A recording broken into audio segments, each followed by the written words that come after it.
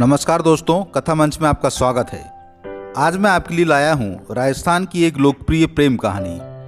एक ऐसी कहानी जिसका हर किरदार राजस्थान की लोक कथाओं और प्रेम गाथाओं के माध्यम से अमर हो गया है।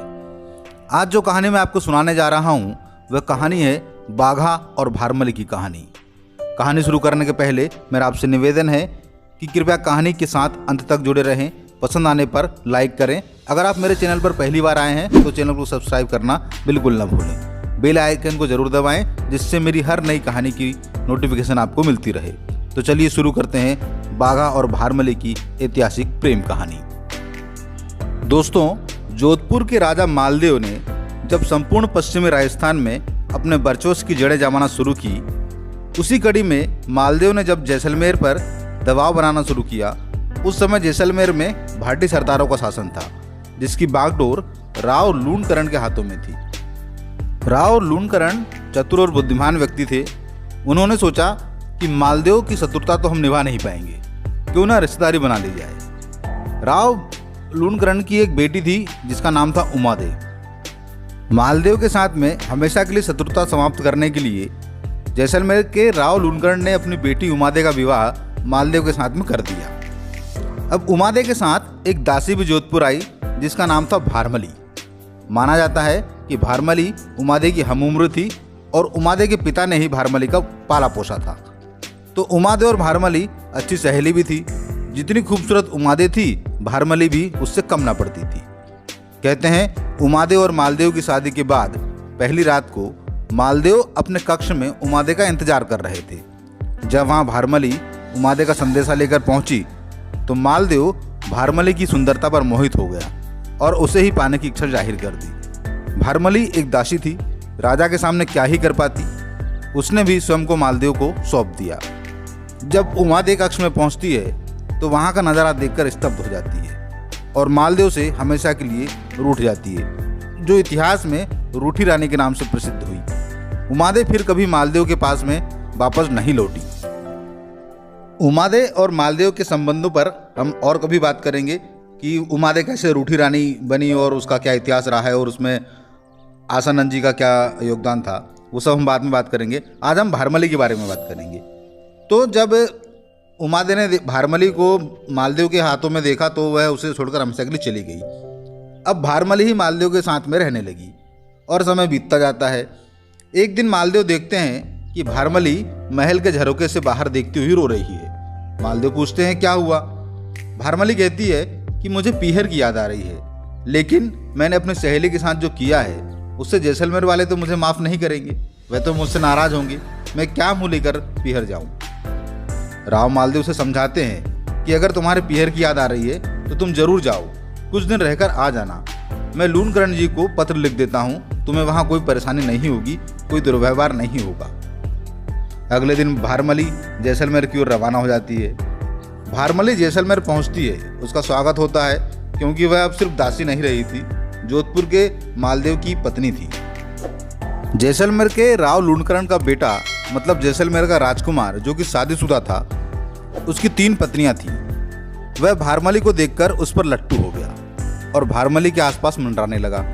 उसकी पत्नियों को जब यह पता चला कि राजकुमार भारमली पर डोरे डाल रहा है तो उन्होंने सोचा कि भारमली को किसी प्रकार यहाँ से रवाना करना होगा, नहीं तो ये हमारा घर बर्बाद कर देगी। उन्हें लगता था कि जिस प्रकार भारमली ने उनकी ननद का घर बर्बाद किया है, हो सकता है कि वह यहाँ भी इसी प्रकार का कोई खेल खेल ले। तीनों रानियों में से एक रानी का मायका बीकानेर के पास कोटड़ा नाम की एक जगह का था। उसका भाई बाघ सिंह डाकू किस्म का आदमी था। बाघ सिंह कोटड़ा का रहने वाला था, तो उसका नाम हो गया बाघा कोटड़िया। बाघा कोटड़िया के नाम से वह इतिहास में प्रसिद्ध हुआ। तीनों रानियों ने सोचा कि बाघा ही हमारी कोई सहायता कर सकता है और वे उसे बुलाकर सारी बातें बता देती हैं और किसी भी तरह भारमली को वहाँ से कहीं भी लेकर जाने के लिए कहती हैं। बाघा कहता है कि बस इतनी सी बात है, मैं आपका काम कर दूंगा। किसी भी तरह जब मैं यहाँ सुबह वापस जाऊंगा तो किसी बहाने मेरे तक भारमली को पहुँचा देना, तुम्हारा काम हो जाएगा। अगली सुबह जब बाघा जाने को तैयार हो जाता है तो रानी ने विदाई का तिलक लगाने के लिए भारमली को बाघा के पास में भेज दिया। जैसे ही भारमली ने बाघा को तिलक लगाया, बाघा ने एक झटके में भारमली को ऊंट पर लाद लिया और जो एड़ लगाई कि ऊंट घोड़े की तरह दौड़ने लगा और भारमली हतप्रभ रह गई। अब देखिए प्रेम की भावना कितनी कोमल और अनोखी होती है। जो व्यक्ति उस औरत को भगा कर लेके जा रहा था, फरार करके लेकर जा रहा था, जबरदस्ती लेकर जा रहा था, जब वो दोनों जैसलमेर से कोटड़ा तक पहुंचते हैं तो बाघा और भारमली के बीच में जो प्रेम पनपता है वह इतिहास में अमर हो जाता है। बाघा और भारमली को ना जोधपुर के राव मालदेव का डर रहा और ना जैसलमेर के भाटियों का। वे एक दूसरे के प्रेम में ऐसे पगे कि कोटड़ा में रहते हुए अपने प्रेम को पल्लवित करते रहे।